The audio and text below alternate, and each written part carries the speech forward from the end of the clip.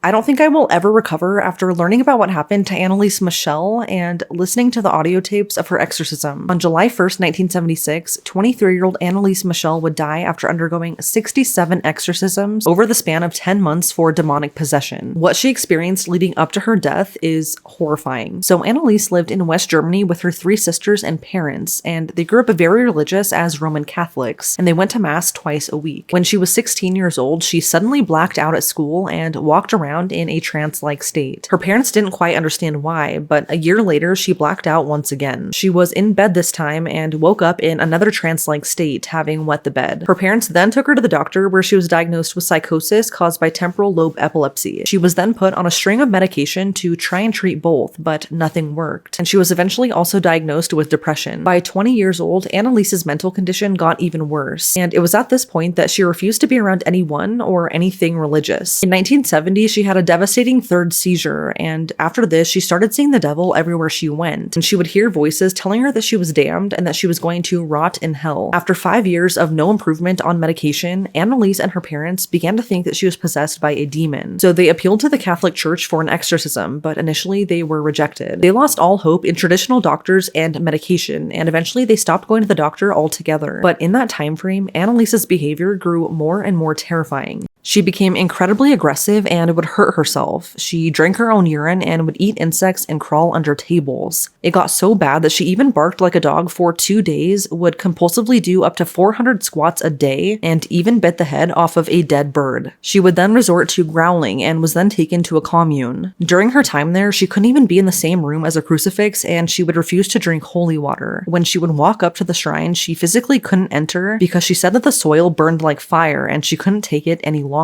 Anneliese said that when she looked around at the others praying, it looked like they were gnashing their teeth at her. It was there that she was determined to be suffering from demonic possession. In 1975, the family finally got approval from a local bishop to begin performing exorcisms, but this was ordered to be in total secrecy. The exorcisms would be performed by 2 priests and started in late September of 1975. Over the next 10 months, Anneliese would be subjected to 1 or 2 exorcisms a week, and those would last up to 4 hours long. In total, she underwent 67 exorcisms, and the audio tapes from them are terrifying.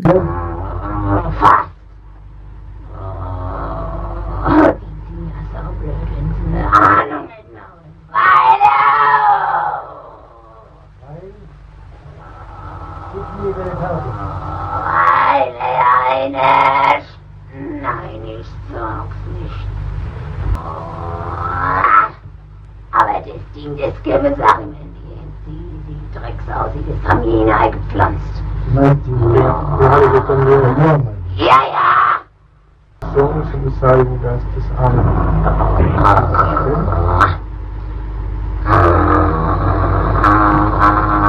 During these exorcisms, Anneliese said that she was possessed by these 6 demons, and one thing that she said will forever haunt me. She said, quote, "People are as stupid as pigs. They think it's all over after death. It goes on," end quote. These exorcisms were so violent that she broke both of her knees and had ripped the tendons from continually kneeling in prayer. She also began refusing to eat food. On July 1st, 1976, 10 months after the first exorcism, Anneliese died. Her official cause of death was from malnutrition and dehydration. She was in a state of near starvation for nearly a year, and she weighed only 66 pounds. Because of the state she was in, Anneliese's parents and the 2 priests performing the exorcisms were arrested, and their case went to trial. At the trial, doctors argued that Anneliese wasn't ever possessed, and that the manifestations of demonic possession were a psychological effect of her strict religious upbringing and her epilepsy. The defense argued that nothing they did was illegal, and in court, they played the audio tapes from the exorcisms to prove that she was indeed possessed. They also said that Anneliese was finally freed of demonic possession right before she died.